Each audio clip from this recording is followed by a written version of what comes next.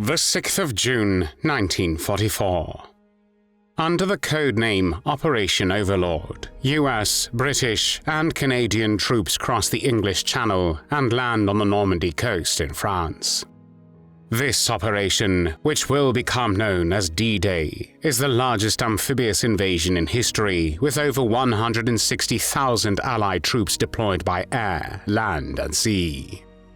As the Allies pushed deeper into Nazi-occupied Europe, they engaged German troops and liberate territories from Hitler's rule. However, the Allied soldiers are not always perceived by locals as liberators, but at times as occupiers capable of committing atrocities of their own. One such atrocity occurs on the 22nd of April, 1945, just 16 days before the end of the Second World War in Europe, when the 23rd Tank Battalion of the US 12th Armored Division reaches the German village of Lippach, encountering a retreating German battalion. American troops not only beat and execute 36 unarmed German soldiers, some of them as young as 16 years old, but they also rape 20 local women. To this day, this crime, marked by the brutality of the American perpetrators, casts a shadow over the treatment of German soldiers and civilians by US troops during the liberation of Europe from Nazi terror. Ever since Adolf Hitler took power in Germany on the 30th of January 1933, his aggressive policies and territorial expansion set the stage for war. Hitler sought to overturn the Treaty of Versailles, rebuild Germany's strength, and establish dominance in Europe. The Second World War began on the 1st of September 1939, when Nazi Germany invaded Poland. The last operational Polish unit surrendered on the 6th of October the same year. In May 1940, the German army launched a rapid invasion of France, bypassing its defenses through Belgium. Paris fell within 6 weeks, and by June, much of Western Europe was under Nazi control. Meanwhile, in the skies over Britain, the Luftwaffe, the German Air Force, began the Battle of Britain, a campaign to weaken British resistance through relentless air raids.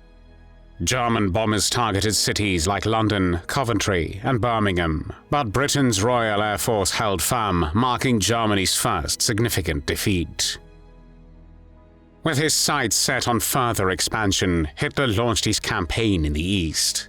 On the 22nd of June 1941, Germany initiated Operation Barbarossa, an invasion of the Soviet Union. Initially, the German advance was swift, but by late 1942, the tide began to turn at the Battle of Stalingrad. In early 1943, the Red Army decisively defeated the Germans, marking one of the major turning points in the war.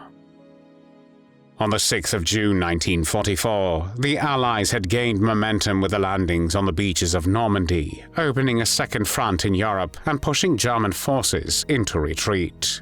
At the same time, relentless Allied bombing campaigns targeted German cities to cripple the country's industrial capacity, resulting in the deaths of thousands of civilians. As American forces advanced deeper into southern Germany, they approached Ellwangen, a town in the region of Baden-Württemberg. The area was still under German military control, with defensive positions set up along a key road network. Prior to this, 2 SS infantry training and replacement battalions had been stationed there, but on the 21st of April 1945, a new German division took over the defense of the town. To the northwest of Ellwangen, the 12th US Armored Division continued its advance, and on the morning of the 22nd of April 1945, elements of the 23rd Tank Battalion reached the outskirts of Lippach, a small village in their path. German soldiers, mostly from an SS infantry unit, had taken defensive positions at the edge of the village, preparing for a fight. The American tanks halted briefly, waiting for reinforcements, but by late morning, the battle began. The Germans fought back fiercely, using rifles, anti-tank weapons, and rocket launchers to slow the American advance. Both sides suffered losses, with around 30 German soldiers killed and others wounded. By 1 p.m., it was clear that the German defenders could not hold their ground against the overwhelming firepower of the American tanks, so the main force began to retreat south, hoping to regroup elsewhere.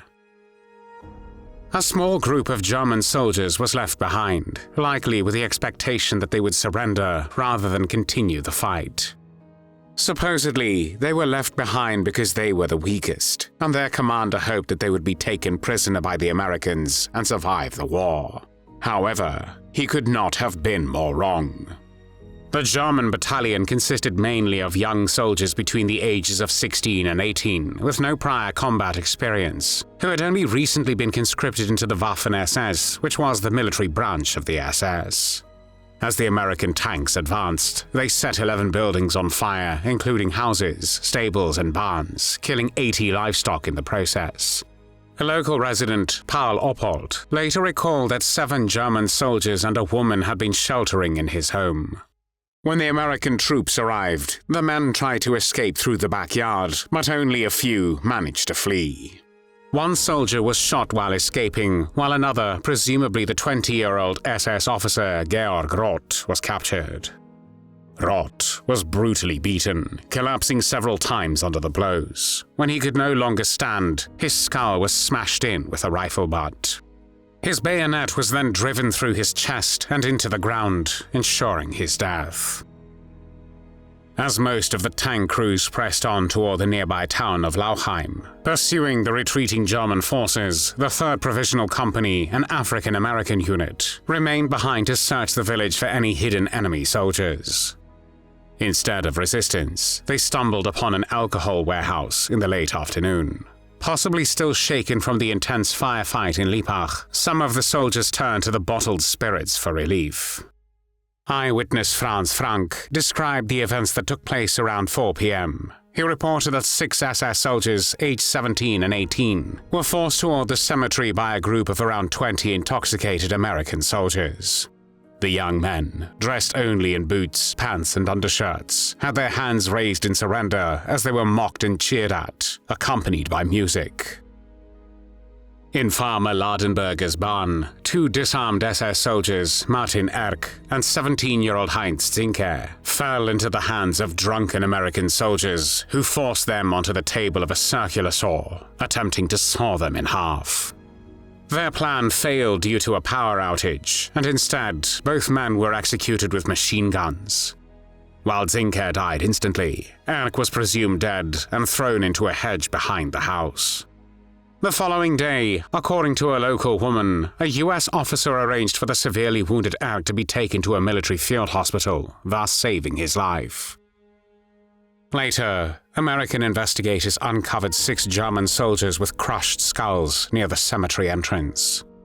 The names of the 6 slain boys are unknown because neither identification tags nor paybooks were found on them. Another 10 bodies were found in a sheep pasture, all shot from behind, with some executed by headshots. 4 more bodies were discovered at the town's exit toward Baldern. None of the fallen soldiers had weapons on them. Their firearms were later found at least 50 meters away, near the positions where they had originally been stationed. Only one soldier, Hans Schimek, survived the massacre, while the others were found either shot in the back or crushed under tank treads. In total, 36 SS soldiers were killed in Lippach. After executing the German prisoners, some of the American soldiers then turned their violence toward the defenseless civilians of Lippach.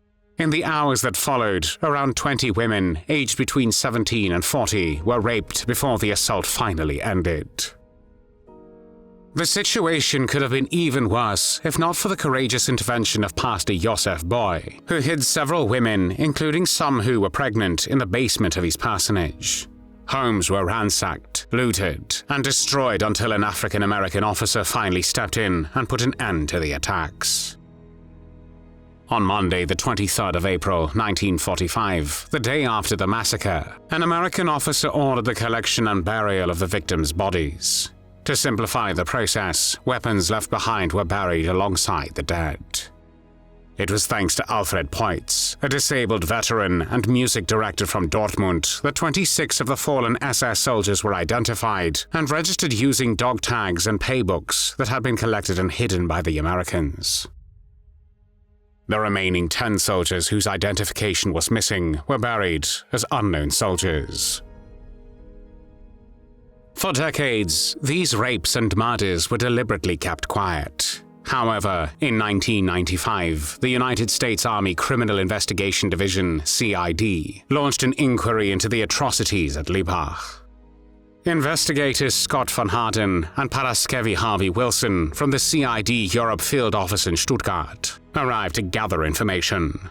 The German newspaper Schwäbische Post reported on the investigation in detail. However, when questioned about those responsible, the investigators deflected with vague references to higher authorities in Washington. They assured locals they would do everything possible to clarify the events and hold those accountable, but the investigation ultimately led nowhere. Even today, on Remembrance Day, many Lippach residents visit the graves of the young soldiers in the cemetery, honoring the victims of what was meant to be their liberation.